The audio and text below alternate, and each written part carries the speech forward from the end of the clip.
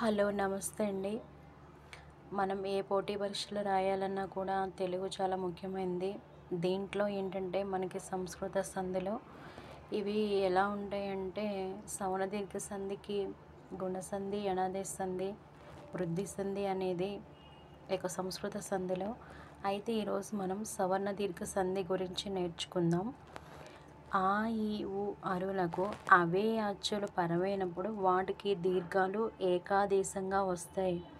ఇక్కడ మనం గుర్తుంచుకోవాలి, ఆ వర్ణానికి ఆ ఆ, ఈ వర్ణానికి ఈ ఉ వర్ణానికి ఉ ఊ, అరు వర్ణానికి అరు అరు.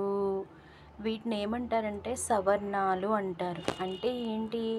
అవే అచ్చులు, వేరే అచ్చులు కాకుండా అవే అచ్చులు పరమైతే వాటిని మాత్రమే మనం సవర్ణ దీర్ఘ సంధి అనాలి.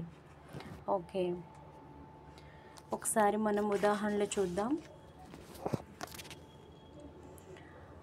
రామ ప్లస్ అనుజుడు, ఆ ప్లస్ ఆ ఈజ్ ఈక్వల్ టు ఆ, సవర్ణ దీర్ఘ సంధి.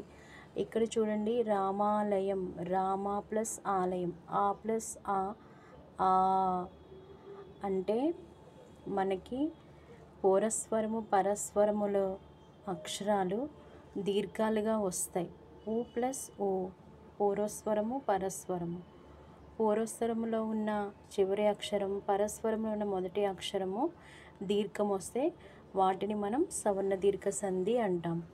ఓకే, నెక్స్ట్ మళ్ళీ మనం ఇప్పుడు గుణసంధి చూద్దాం. అకారానికి ఈ ఊలు పరమైతే ఏవో అర్లు క్రమంగా ఏకాదేశం అవుతాయి. ఇందాక మనం సవర్ణ దీర్ఘ సంధి గురించి నేర్చుకుందాం. ఇక్కడ ఏంటి? అవే అచ్చులు పరమైనప్పుడు వాటికి దీర్ఘాలు వస్తాయి. ఇక్కడ గమనించినట్లయితే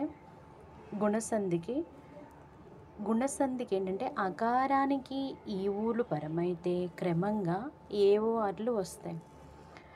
రాజేంద్రుడు, రాజ ప్లస్ ఇంద్రుడు. రాజా అన్నప్పుడు జా అకారం పలికింది, ఆకి ఏం పరమైంది? ఈ పరమైంది. ఆ ప్లస్ ఈ ఈజ్ ఈక్వల్ టు ఏమైంది? ఏ అయింది. గుణసంధి. అకారానికి ఇక్కడ చూడండి, నరేంద్రుడు, నర ప్లస్ ఇంద్రుడు, ఆ ప్లస్ ఈ ఈజ్ ఈక్వల్ టు ఏ, గుణసంధి. అంటే మన సూత్రం ప్రకారము అకారానికి ఈవులు పరమైతే ఏవార్లు ఏకాదేశంగా వస్తాయి. ఈ యొక్క సంధి సూత్రాన్ని ఏమని పిలుస్తారు? గుణసంధి.